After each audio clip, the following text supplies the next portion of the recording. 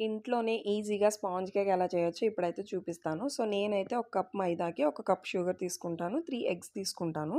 Whisk చేసేటప్పుడు ఎప్పుడూ కూడా ఒకే డైరెక్షన్‌లో విస్క్ చేయాలి. అప్పుడే కేక్ అనేది ఫ్లఫీగా వస్తుంది. సో, ఎంత బాగా విస్క్ చేస్తే అంత ఫ్లఫీగా ఉంటది కేక్ కూడా. సో, షుగర్ అయితే నేను ఇలా పౌడర్ చేసి మిక్స్ చేస్తాను. ఈజీగా మెల్ట్ అయిపోతుంది కదా!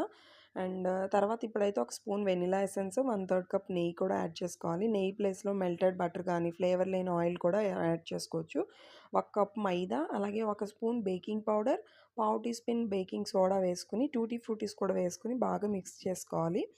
విస్క్ చేసేది ఎప్పుడు ఒకే డైరెక్షన్‌లో ఉండాలి. ఇది మాత్రం గుర్తుపెట్టుకోండి.